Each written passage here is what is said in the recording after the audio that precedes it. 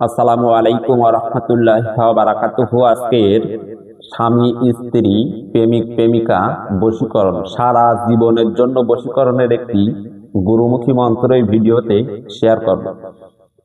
কাছে কিংবা দূরে, দেশে কিংবা প্রবাসে, যে যেখান থেকে আজকের এই ভিডিও দেখছেন, ভিডিওটি প্রথম থেকে শেষ অবধি দেখবেন। কারণ আপনি ভিডিও যেহেতু প্লে করছেনই, তাহলে অবশ্যই এই কাজটি আপনার দরকার। তো কিভাবে করবেন, পূর্ণাঙ্গ বিস্তারিত সবকিছু আজকের এই ভিডিওতে সুন্দর করে আপনাদের সামনে আলোচনা করার চেষ্টা করছি। ধৈর্য ধরে প্রথম থেকে শেষ অবধি দেখবেন, কারণ অনেক স্বামী স্ত্রীর ভেতরে ঝগড়া ফাসাদ সবসময় আছে, একে অপরকে দেখতে পারে না, ঘরটা ভেঙে যায় যায় ভাব, অথবা ভেঙে যাচ্ছে এরকম।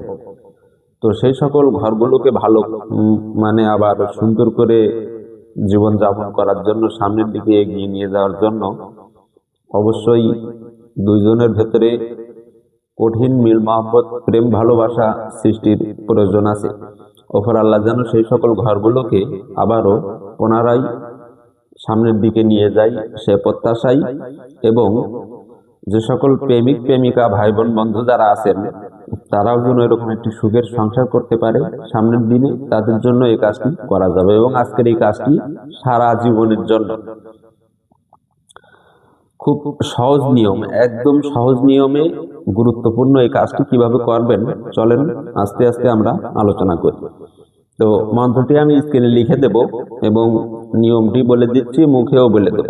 নিয়ম হচ্ছে, আপনি দেখবেন রাস্তার আশেপাশে যেতে এক ধরনের বড়ুই গাছ হয়, যেটাতে ফুল ফল কিচ্ছু হয় না, পাতাগুলো খুব ছোট্ট ছোট্ট হয়, গায়ে কাটা হয় কিন্তু ফুল ফল হয় না। যদিও হয়তো কোনো ক্ষেত্রে ফুল হয়, কিন্তু ফল কখনোই হয় না, যেটিকে বলে নাম বরুই। অর্থাৎ তার নামই হচ্ছে বরুই, কিন্তু বরুই তাতে হয় না। বনে বাজারে রাস্তার আশেপাশে এই গাছগুলো একটুও বড় হয় না, এরকম ঝুপড়ি মতো হয়ে থাকে, দেখলে চিনতে পারবেন। ওই গাছের শিকড় সংগ্রহ করতে হবে। আর যেটি হচ্ছে নাটা গাছ, এই নাটা গাছ কিন্তু অনেকেই আমরা চিনি, নাম শুনছি, গুগলে সার্চ দিয়ে না হলে দেখে নেবেন। আর আমি চেষ্টা করছি আপনাদের এই দুটো গাছের ভিডিও দেওয়ার জন্য। তো ওই নাটা গাছের শিকড় আর ওই নামবরই গাছের শিকড়, আর দুটো মনামনি বাজারের থেকে কিনে নেবেন, যে কোনো কবিরাজি সামগ্রী যে দোকানে বিক্রি হয় সেখান থেকে কিনে নেবেন। তো এই তিনটে জিনিস আপনাকে লাগবে। আর আপনাকে একটু ভোজপাতা ওই বাজারের দোকান থেকে কিনে নিয়ে আসবেন। আনার পরে ভোজপাতার উপরে এই মন্ত্রটি লিখবেন। মন্ত্রটি আমি স্ক্রিনে দিয়ে দেবো। মন্ত্রটি হচ্ছে, নাম বরুই আর নাটা এই দুইটাই করে আঠা, তাতে দিলাম মনামনি, অমুক অমুককে ছাড়বি না, বাঁচবি যতদিন, এই সত্য লড়ে ঈশ্বর মহাদেবের জটা ছিড়িয়া ভূমিতে পড়ে। মন্ত্রটি আগে লিখে নেওয়ার পরে এই গাছের শিকড়গুলো আপনাকে মানে কিভাবে দিতে হবে দেখেন।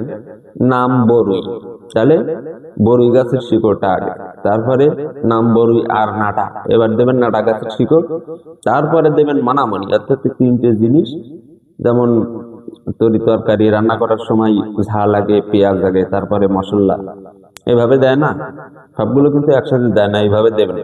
মানে ওই ভোজপাতার উপরে যে মন্ত্রটা লিখে রাখলেন, ওর উপরে আগে বরুই গাছের শিকড়, তারপরে নাটা গাছের শিকড়, তারপরে মনামনি দিয়ে সুন্দর করে ভাঁজ করবেন। ভাঁজ করে এরকম একটা মাদুলি তৈরি করবেন। দেখেন আমার হাতে দেখতে পাচ্ছেন, এরকম সুন্দর একটা মাদুলি তৈরি করে মাদুলির ভেতরে সুন্দর করে ভরে আপনি স্বামী হইলে স্ত্রীকে ছোঁয়ায় নিজের কাছে রাখবেন। আপনি যদি স্ত্রী হন, স্বামীর গায়ে ছোঁয়ায় আপনি কাছে রাখবেন। পুরুষ হইলে ডান হাতে, মহিলা হইলে বাম হাতে।